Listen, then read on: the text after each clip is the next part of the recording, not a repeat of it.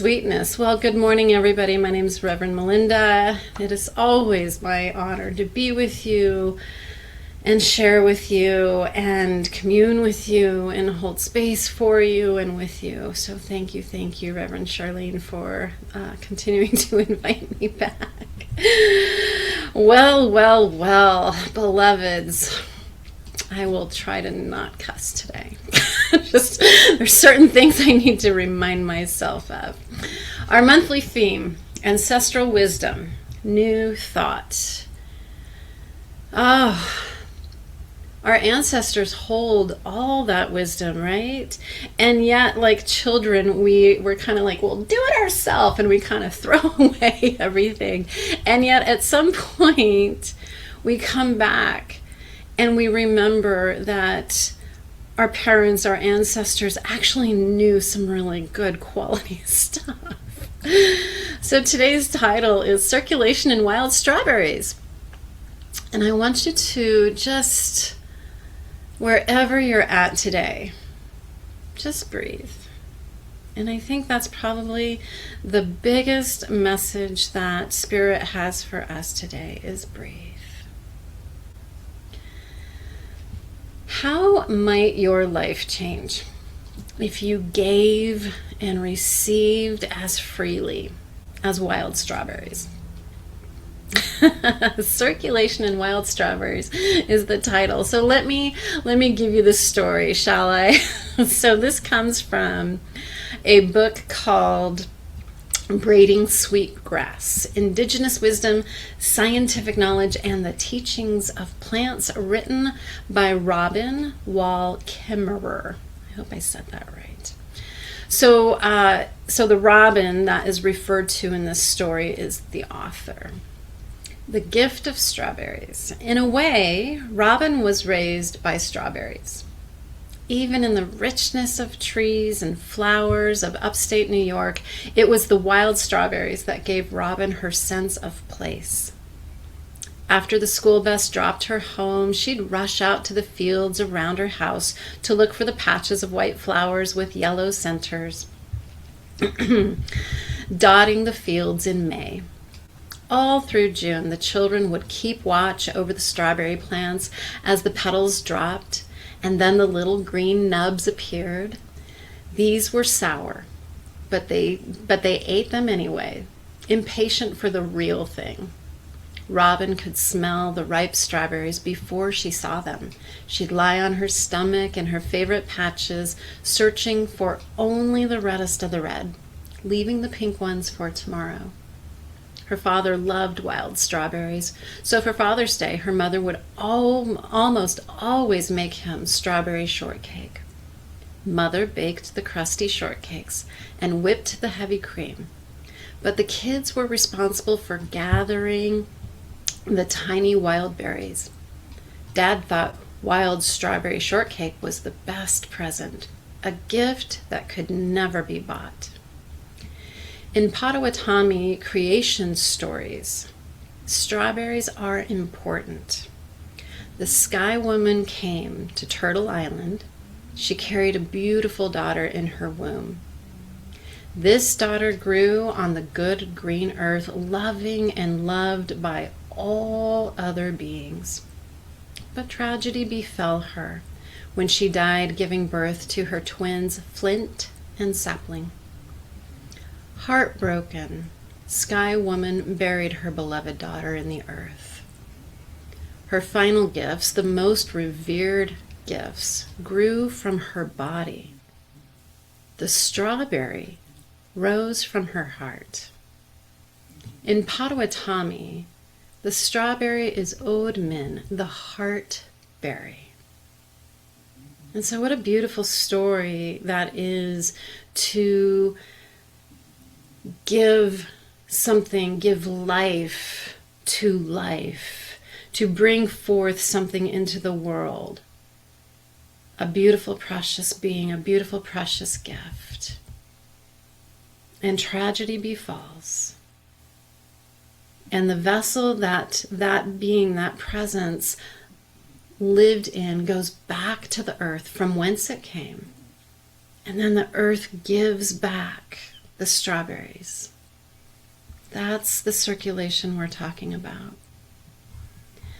Science of Mind says that the law of circulation teaches that giving and receiving are inseparable aspects of spiritual living. I am going to say that so many times. Giving and receiving are inseparable. You cannot do one without the other. And that's why the focus today in our meditation was on the breath. We could invite the breath to be our greatest teacher. How to give freely, how to receive freely. Ernest Holmes states, "It is only as we allow the divine current to flow through us, on and out, that we really express life. The law of giving and receiving is definite." So Ernest Holmes in The Science of Mind talks about we're surrounded by a perfect life, whole, harmonious, and abundant. And I'm just going to pause right there. We are surrounded by a perfect life, whole, harmonious, and abundant. And I don't know about you, but right now I'm having some dissonance with that. Because I look about the world and I'm like, where is the wholeness? Where is the harmony? Where is the abundance? What Ernest Holmes doesn't emphasize is that God's life is the perfect life, and that is the life that we are living when we embody it. We are here by divine appointment, each and every one of us. We have free will to create, consciously or unconsciously. And we're seeing a lot of unconscious creation right now. And probably we're participating in some unconscious behavior or creation as well, yeah? I can certainly own that. And so some of what we're seeing out there is not God's life, but what man created, which creates this illusion of separation. Because we're seeing each other as other. And that was definitely demonstrated in the streets of Minneapolis this week. We are surrounded by a perfect life, whole, harmonious, and abundant, but we experience its fullness only as we embody and express it. Well, there's the trick right there, isn't it? Only as we embody and express it. So when we are expressing wholeness and abundance and harmony, much like the strawberry story, that we're living in harmony with the earth, that there is this beautiful natural giving and receiving that happens. It's when we fall into the illusion of separation, when we fall into these creations that we've created that we forgot to take responsibility for, that these teachings create a dissonance because we're seeing things happen that appear real. And isn't it interesting that this week we were told that there's something not real, and we're like, no, we see it. Like there's the dissonance even outside of ourselves. The divine offers us all good. The divine does. And we receive as much of that good as we are willing to receive. Now, how willing are you to receive? Be honest. in the, I was going to call them show notes, in the show notes from today's talk, the statement, which I really actually quite disagreed with, because I want to read it to you as it is. The divine offers us all good, yet it can only give as much as we are willing to receive. I'm saying, no, that's not true. I just don't believe that's true. I don't believe that the universe ever tailors or adjusts the amount of good that's coming into our lives, into our world. It is a constant, full on, 100% of the time, full stream of good, always. Always. If we hold a little thimble out to the universe and have the thimble filled up with good, and we take our little sip and we continue to stay engaged in our creation of separation, then it's not going to look like there's a lot of good in the world. If we hold out our Winnie the Pooh cup and fill that up, there's a little bit more good to be had.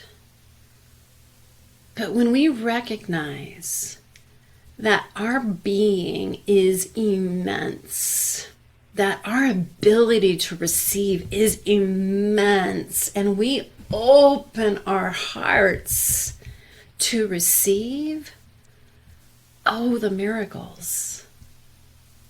Course of Miracles says there's no size of miracle. There's no small miracle. There's no big miracle. There's no little bit of abundance. There's no big amount of abundance. It's just all, right?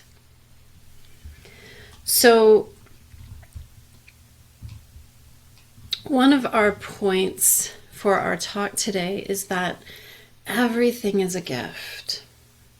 The gift of the wild strawberries, the sweetness of that ripened strawberry, the hands and the love that went into the gathering and the making of the strawberry shortcake is this beautiful example of how luscious a gift can be, how full, how rich. When it's filled with intention, when it's filled with love, when there's time and energy put into it, it gets harder to look at everything as a gift. I know that as ministers, we're trained to, hold ourselves together and be that pillar of light and truth, and to stand in that. And I come before you today, I'm shook.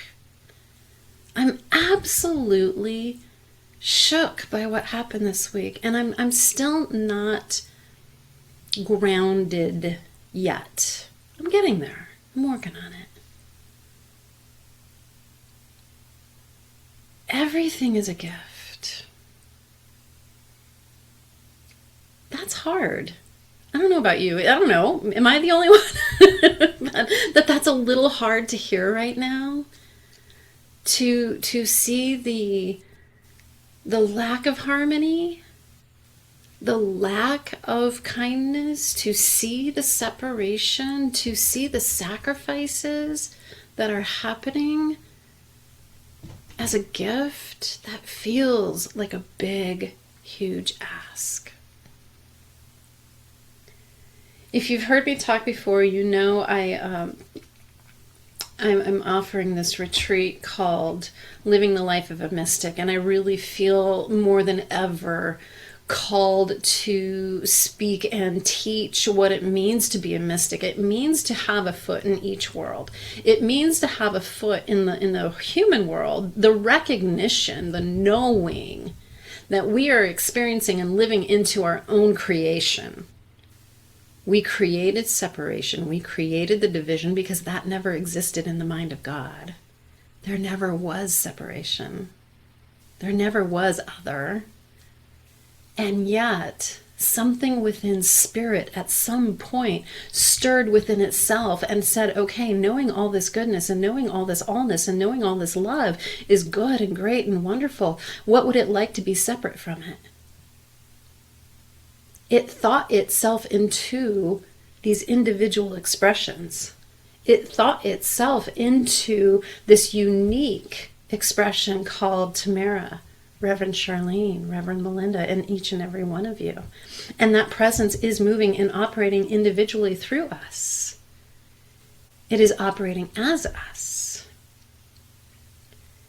And so when I look out into the world and I look at this week's events, there is a part of me that can see that Renee Good, her life was a gift. Her light was a gift.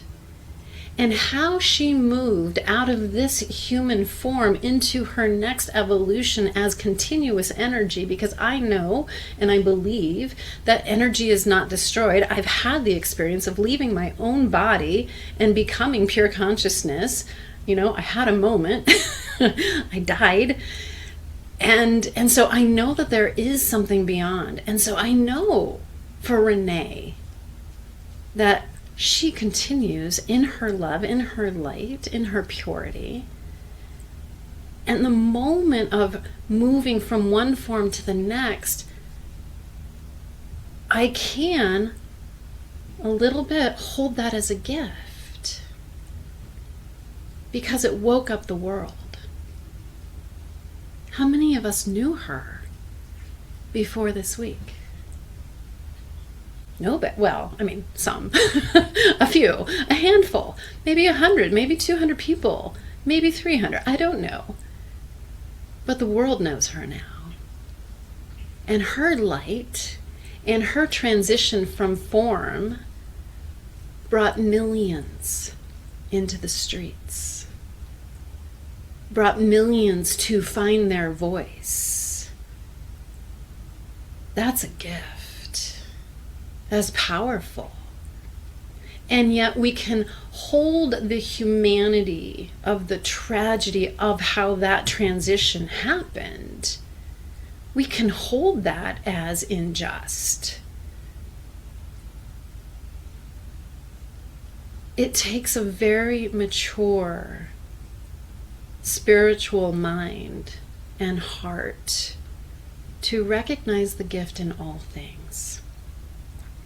And so I invite you, beloved, to be very gentle with yourself as we continue to move through this really uncomfortable growth period that we are in collectively, as a nation, as a country, as a world, as a species. We're really being called. And I said this to Reverend Charlene this morning. I'm like, wow, we are really being called to look at what are we creating. And so I want to move into the third point of living the gift. To bring the spirit of giving and receiving more fully into our lives, we can begin by asking ourselves 3 powerful questions. First, what is mine to give? I think that church, through this practice of tithing and all, has created kind of a little bit of a sour taste for some, that, oh, they just want us to give. But the truth is that we give to that from which we receive. The idea of tithing is all about giving back to the source in which fed you spiritually. right? The practice of tithing came from putting 10% of our food resources to the side to manage during times of loss, times of famine, through the cold winter times, right? To create this storage and to create that sense of circulation and abundance throughout times when there was a little restriction in the food source. But it's evolved. And even I have this, the neuroscience of generosity. I want to share this with you because I loved this, that giving rewires our brain for well-being. Recent scientific discoveries have provided compelling evidence, show us the data, that acts of generosity profoundly benefit the giver, literally rewiring the brain for happiness and health. Research indicates that giving activities activates the brain's reward centers. When it's done from a place of just effortless giving, let me just share with you, let me just give to you, it actually stimulates the release of feel-good chemicals of dopamine, serotonin, and oxytocin in our brain. Oxytocin, the love chemical. Giving actually can create a sense of well-being if it's done in a way of just sharing. If it's done in a way of have to, well, you're going to build some resentment there, and you're not going to get that beautiful brain boost that generally can happen when you give freely. The statement is, freely I give, right? The next question to consider is, let me find it. I lost it. What's mine to give? How open am I to receiving? That's our second question. How open am I to receiving? I want you to watch yourself over the next days, weeks, months, when you receive a compliment. When someone says, "Oh, you look so beautiful today." What do you do with that gift? Do you breathe it in? As Charlene was introducing me, I was noticing a little restriction, like, oh, that's a little uncomfortable. And it's like, no. Receive. Open the heart and breathe it in. The breath shows us how to receive. You know, the interesting thing when giving and receiving is out of balance, especially in like relationship, if someone is a giver and they only give, it forces the other into having to be the receiver. And they never get the benefit, the experience of the other part of the equation of giving, because there's just constant this way. I know a lot of givers in my life. I know a lot of givers who are living spiritual lives and on a spiritual path. It can't just be one way, beloveds. We have to open our hearts and be willing to receive, to know that the breath is going to be the teacher. You can't just exhale. Not going to work. You have to receive. I think this is a powerful practice. I'll just leave it there. It's a powerful practice. And as we move into this week and practice that law of circulation, recognizing the places where we can give, even if it's just a simple smile. It doesn't have to be big. It doesn't have to be grand. Sometimes less is more. Maybe there's a little intuition inside that says, oh, I should send my sick friend some pho. Like Reverend Shar was saying earlier, because yesterday Tamara was not feeling so good. Just acting on those little internal niggles, because we're interconnected.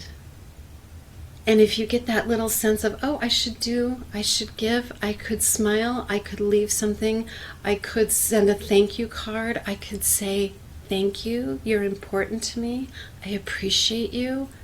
Words of kindness, presence, all those things are powerful gifts that you can give that have nothing to do with money, right? So as you go out in the week, I want you to practice. As you inhale, just notice your ability to receive all the good that the universe is already showering into your life. As you exhale, what is yours to give? And I want to share from, I created this badassery oracle. And it's a fun little deck with some really nice little spiritual messages. And this one really wanted to be shared today. Be the light that you are in this beautiful lighthouse. And on the back, simple message. And I just want to close with this.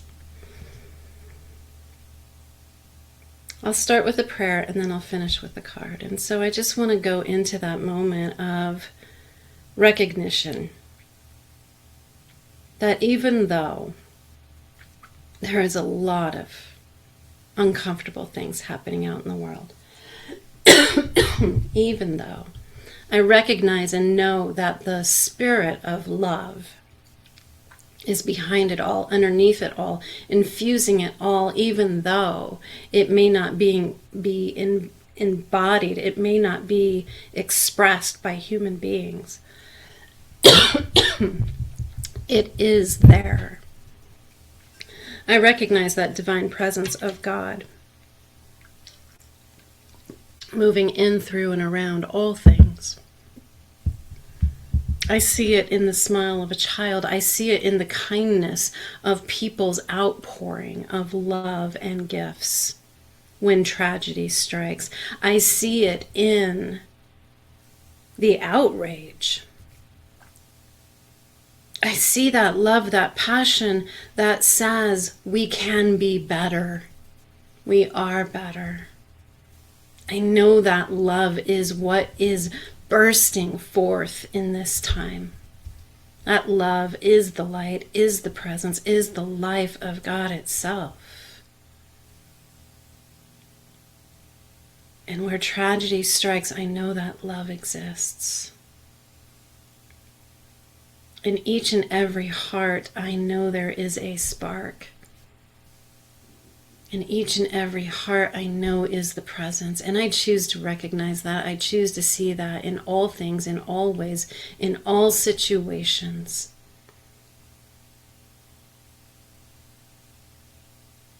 And I allow that love, I allow that light to hold the grief, to hold the anger, so that I can walk the life of the mystic as we all are, one foot in the world of our creation and one foot in the remembrance of the divinity that we are, that can and is expressing through us when we choose to allow it and embody it. I give great thanks for this community. I give great thanks for all the love and support that is here, that is being expressed. Love is the louder voice. And we rest in that. And I finish with this. When the lighthouse strikes its light, it does not measure the storm. It does not judge the storm. It does not say to itself, I must understand where this is all going before it shines the light.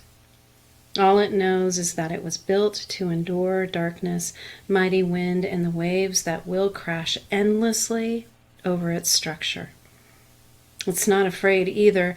It doesn't know when the storm will end, how powerful it will become, or the reasoning behind its creation. All the lighthouse knows is that it is safe, and that it must shine a light in the darkness to help others find the safety of harbor. It never questions how it becomes light, but it knows who it is and what it's for. It also knows that the light it carries is expected, and those in the dark are looking for it.